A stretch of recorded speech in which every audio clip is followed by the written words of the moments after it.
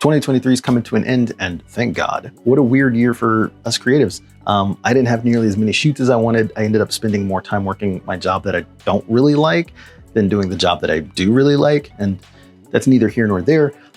What we are here to talk about is regrets. Yes, that is right. The big regrets of 2023, specifically gear regrets. The gear that I got this year that I kind of regret getting because I don't really use it, or it didn't really fit my very specific workflow. Now, to be clear, that doesn't mean this gear doesn't work for most of it, but it does mean that I kind of just wish I hadn't spent money on it or fallen for the hype. And I'm going to start off with this. First up, we got this guy. This made the waves this year. It is the Moelis G60. It's a little 60 watt, light from Zhiyun, and I fell for the hype. I fell for the marketing on this hook, line, and sinker. To be fair, this little light I thought would be cool. I thought it would solve all my problems. I thought I would have a portable power light source. Not really. It is small, and the portability is immediately negated by the fact that you still have to plug it in. No internal battery. To buy a battery that works with this, like $100 plus, like who wants to do that? And I know that sounds weird because this light costs $250 starting. So it's already not like a bargain priced light, but then like $250, and then to make it portable, it's like another $100+. Like, get out of here. That's not worth it in my book. But yeah, I fell for it. I bought two of them, and I was like, I used them for a little bit, and I was like, I just don't like it. I haven't found a place where it fits my workflow yet. And that's not to say that it's bad, because it has a ton of features. It does travel very well because it's super small, like super duper tiny. But it just didn't fit what I thought it would be. And I think that's the problem first. I wish I could have had an opportunity to try the gear before buying the gear.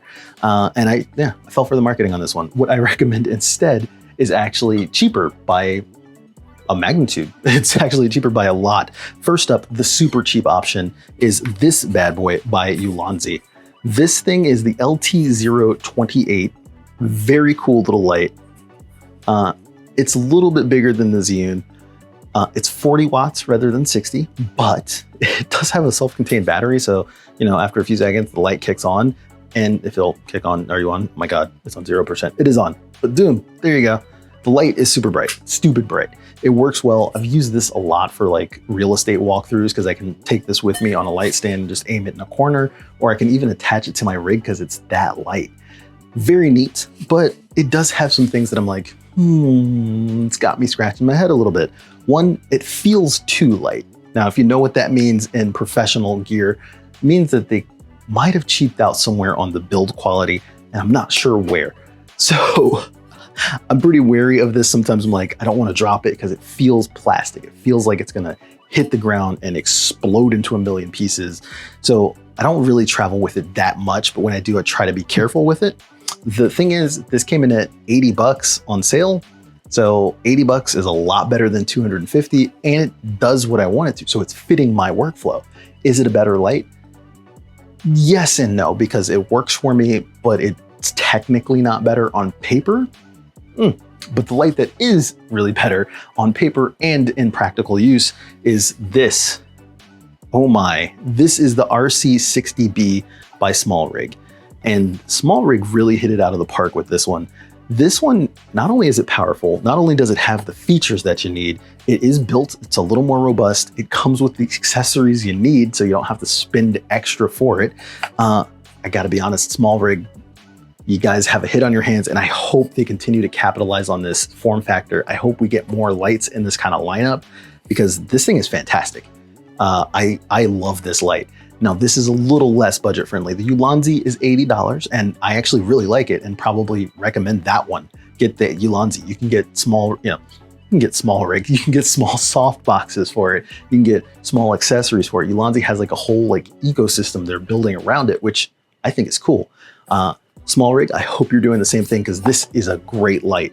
This is a bit more professional. It's a bit more robust, but this comes in at $200. So it's like, okay, fine. You know what I mean? Like, the price is still good, but not as good. But I gotta be honest, I love this light, and I'm actually glad that I have this and the Ulanzi to be able to compare the two, This is much brighter. As a matter of fact, this is incredibly bright for a 60 watt light. Like I'm like, this is actually shockingly bright. So I definitely love this. I can't wait to see what Ulanzi does with it, and I can't wait to see what I can create with it. Next up, let's talk audio. Truth is, audio is probably more important than lighting in these things because no one watches silent films. And if the audio is bad, people don't watch it for very long. Trust me when I say that. Now, have you ever seen a movie and then you're like, oh man, this looks great. But then, you know, the actors' voices are like way down here. And you're like, what is happening? What is happening? A lot of the times you're like, all right, I'm going to watch something else. And I know that's me because like, if I can't hear it, I don't care. I don't care. I can't follow the story. Don't care. It's gone immediately. So audio is big for me. Audio is my first love. I've been an audio engineer for about 20 years, actually more than that. I started in middle school. Oh God. It's the realization that I'm getting old. And one of my biggest audio regrets this year is this. This is the MXL Forge, and I thought this mic was a joke. I'm not even gonna like, and I don't mean like a joke like, oh, I thought it was literally like, I was like, were they serious? MXL, I think, is a brand of Marshall Electronics, but what? Neither here nor there. I couldn't even finish testing this. It immediately didn't work out of the box. I plugged it in and it was staticky and popping, and I was like, oh, nope, cut it, cut that. And I tried different cables. I tried, different inputs. I was like, what is happening? Not it. Just absolute not a hit. Did not like it. Never even finished testing it because it was just unusably bad. And it was like $132. So if I could just not have purchased this altogether, I would have been great. But it was a learning experience. I trusted a brand that's kind of had some hits here and there that have been like, that's not bad. This one, yeah, no, this one's all bad. Much different. What I recommend instead, before we're going to start with the budget option, I recommend this. This is the F-Deuce SL60. We've seen this form factor before, so we know what they're kind of imitating. And I got to be honest, I was shocked by how good this mic is. I got this for $60 on sale. Yeah, that's great. That's a great price for a microphone. It's got better inputs. It's got XLR and USB-C, which, the MXL doesn't have. And I gotta be honest, out of the box, it sounds good. Like, you might have to crank your gain a little bit, but out of the box, it sounds good. Now, I'm not gonna include audio clips from this. I know, I'm not doing that though. I'm not gonna set them all up and try. We're not doing it. Just trust me when I say this one is great. I used it for probably 8 or 9 months until it got replaced by the big dog in the lineup. So this, great budget option. If you're just starting out, get this. This is worth it 100% if you're just starting out. You can get a microphone for $60 on sale, $70 on sale. That's gonna carry you. Trust me on that. But the big dog, the king of the castle, the microphone that made the year is unsurprisingly this. It's the Rode PodMic USB, and sweet God, I got this, and in my 20 plus years of audio engineering, this is the out of the box mic to get.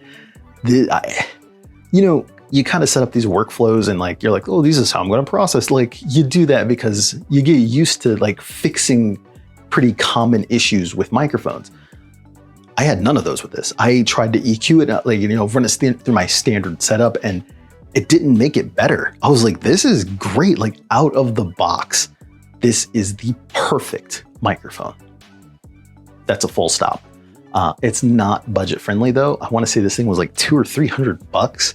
So not really budget friendly, but is it perfect? Yeah, absolutely. Are you going to be able to use this for the next 10 years? Yeah. And it feels like it. This thing is a tank. It's much heavier. It's got the audio quality. It's got the accessories. It's got the Rode branding, and they lived up to it with this one. This is the best mic I have ever used. And continuing with microphones, because audio is my first love. So the previous section was, desk mics, stuff you would use to do voiceover work, stuff you would use for streaming, stuff you would use at a desk. You wouldn't necessarily use it to film videos like this, unless you were filming at a desk. But for videos like this and things that are run and gun, you'd use a little loft setup, something similar to this or whatever. I'm using this because it's got my little picture on it. It looks cool. I think I look cool. But But this year, a lot of microphones came out and some of them were really good. Some of them weren't. And one of those mics that I really regret is this. It's the Godox WEC C1, C2, I can't remember. It's about $100, so fair price, but it is underwhelming. It's very mid. It sounds okay, and that's a terrible way to describe it. It sounds okay. It's a passable audio. It's small, I will give it that. It is very compact, but it doesn't really outperform anything else in the $100 price range. Like literally nothing. Like I have other mics by non-name brands that I was like, that sounds better. That kind of does this one thing that I like more. This didn't stand out in any way, shape, or form. It was very basic, very mid. The thing that outshined this, that was actually cheaper, that you can still catch on sale for $70, is my microphone of the year. It's this guy. It's the newer CM28. This mic kit honestly blew me away this year. It sounds fantastic. It looks fantastic. It has built-in recording. You know, you can get your own audio. Like, who doesn't want backup audio? Everybody wants that. You can get backup audio, noise reduction, like all of it. It's all encompassing. It comes with all the stuff you need to make it run. This outshines the Godox for $30 less. So imagine that. And now, of course, that's on sale, but even full price, it's comparable to the Godox in price and outperforms it in every way. Also, you can plug a lapel mic into this, so if you want to hide it a little bit better, you can. You can't do that with the Godox. The Godox is just like something you'd stick on your shirt and that's it. So if you wanted to use it for like an interview setup or something like that, you're gonna have the mic in the scene. Okay, mid, like I said. But as good as this is, and as easy as this is, and as plug and play friendly as this is, I've used this with my iPad. Like, come on, nobody wants to record audio on their iPad, but if you ever have to, this works, just so you know. But what outshines this, unsurprisingly, goes to Rode once again with their Wireless Pro. My God, Rode they knew what they were doing this year as far as audio goes. This little mic kit, definitely not budget friendly. Not $100. As a matter of fact, you can buy 4 of the Godox kits for the price of this one. And rightfully so though, rightfully so. This has 32-bit audio, 32-bit float, so EQ, what's that? Like, you don't have to, you know, it just records, it's always backup. It's got a great companion app, which I don't know why no one talks about, but when I'm like vlogging with my phone, the app that this thing comes with is pretty much all encompassing. I can do all the video, I can do all the audio, I can update the firmware from my phone. Please, more manufacturers start doing that, because I have my phone with me constantly. If I get somewhere and I'm like, whoa, this has an update, let me update it from my phone. I have data, I have the internet right there in my pocket. Why are you making me use a PC? Stop, put it in your app. Everybody's got an app, put it in your app. Shout out to Rode though. This little kit, the Rode Wireless Pro, it is overkill for what I do, but if I ever get bigger, I've already got audio covered, because it's phenomenal. The build quality is great. The mics it comes with, like the lapel mics, are some of the toughest I've ever used. And when I say tough, that's not something you usually think for a microphone, but it's tough. I was like, man, this thing is like hard to like, it feels so much more robust, and that's a good thing. All right, and to round this off, I'm gonna stop with a light, kind of where I started. This time we're talking about tube lights though. This year I got a few tube lights. I got into lights. As a matter of fact, the light overhead right now is a tube light. It's one of my favorites, but that's not the point. This one works really well. I like it. It didn't make the favorites cut, but it works good, okay? So the light that I got this year that didn't work so well, and that I wish I just never spent the money on, was this guy. This is by Metal Light. I believe is what it's called. Yeah, Metal Light. This is the X2, and it looks cool, right? Like, it's not bad. You can use this. You can place it places. The app it comes with, kind of bad. The app sucks. I'm just gonna be honest. The app sucks. This has to be some of the shoddiest plastic I've ever seen, and also it kind of, yeah, it's not put together very well. It's not buttoned up very well. And for the price, I'm like, this isn't actually priced better than anything else that's on the market. This is like $130, $140. You can get other stuff in that price range that's made better than this. Yeah, I don't know. It hasn't broken yet, but I can feel that like, I'm like, this is gonna break at some point. It's gonna fail in some way that I'm like, that was stupid.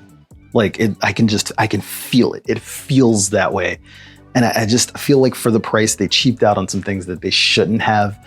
And there are a lot better options out there. The next one, now oddly, this is the cheapest one in the lineup, and it's also the one that I recommend just skip. But the next one is this, this long boy. This is the Luxio P120S. Let me crank this sucker on. This thing is bright. It's pretty nice. The light out of it is soft, which I did not expect. The diffusion material on this is great. It's wrapped like it's a full tube, so no loose plastic bits. It feels a lot more robust than the Metal Light. The app that it comes with is actually kind of good. It works exactly as you'd expect.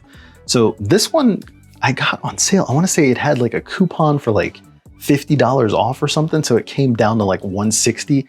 So it's barely more expensive than the Metal Light, but it is magnitudes better. Not only is it brighter, it is longer. So you get a much larger tube here. It's brighter. It's got a better app. It's got better build quality. I'm probably going to get a couple more of these because the value here is kind of tremendous, honestly. I was like, this is impressive. And I think I kind of like the way these look a little better. So I'm probably going to get some of these and use them for backgrounds and photo shoots and video shoots because this kicks. Excellent light. I love it. I've been using this. It was the one that was up here. That's why I replaced it, just so this could be in the video. But if neither one of those are good enough for you, there is one that rules them all. It is this. If it will focus, baby. There you go. It is this. It's the Amaran T2C. Oh my God. Amaran, like the build quality on this is stellar. The one thing that I'm like, why did you do this? Is this little cable right here? What year is this, man? Why did you run a cable from the battery handle that has to connect and lock into the tube? Why did you run an external cable? Make it make sense, Amaran. Make it make sense. Other things they did right though, this thing is like solid. It is like, it's pretty solid. It's got mounting points on it, it's the only one that has that. All the other ones you have to like have like some sort of clip thing to hold it into place. You can do that with this, but it's also got mounting points, which that's much better. It's got a massive battery. It's got the biggest battery that I've ever seen in a tube light. I love this thing and it looks really good. Once again, like the lighting is really soft out of it. Like I wasn't expecting the light to be this soft. So very useful. I actually really love this.